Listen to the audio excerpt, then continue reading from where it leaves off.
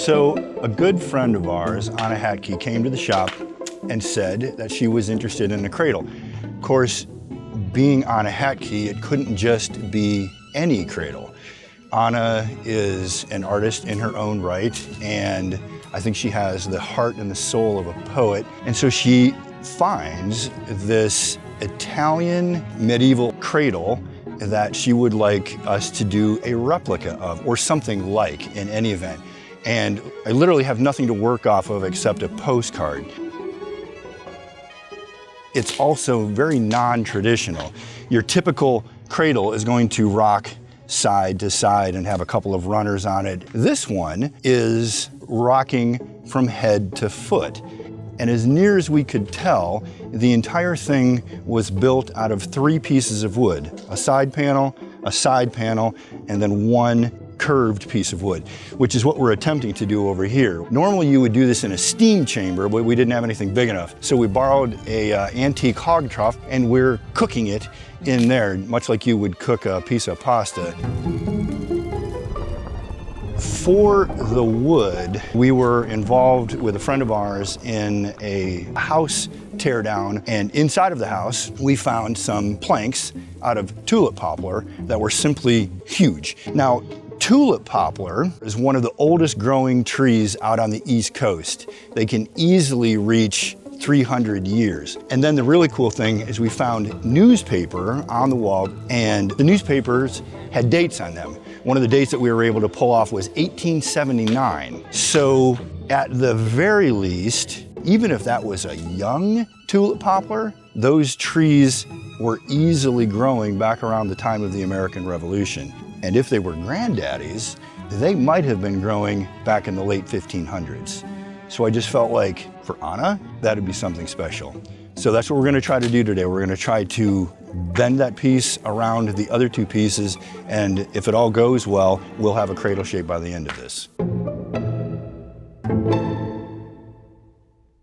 Part of the original design of the cradle was this elaborate carving that was on both sides of it. And we asked Ben Hatke, who is a well-known artist and obviously Anna's husband, to do the sketch of what that drawing should look like. Then we translated his drawing into an AutoCAD file that we could run on the CNC, and then let it carve for 7 hours per side, and came out with what is actually really a beautiful, even hand-carved looking drawing that Ben had done. Nothing is fastening this together. It is all held together by tension and pressure. No nails, no glue, no pegs.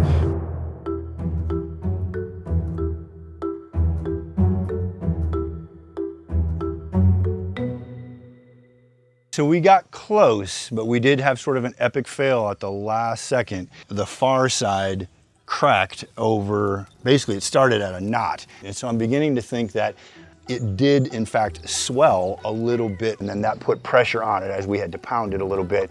That, ripped that edge. So those are all things that we're going to address in round 2. After the first epic failure, Ben and I had been talking, and one of the concepts that came out of that discussion was his idea of using laminations in the sense that you would have used for making a recurve bow, where you take multiple layers of thinner material that's easier to bend and then glue them in shape over a form. And so that's what we did.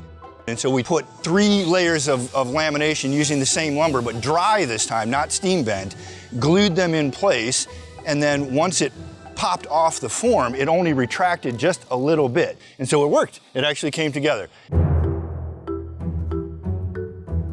I have built a large number of caskets in my time woodworking, some of those even for children and infants. And that is one of the hardest things that you can go through.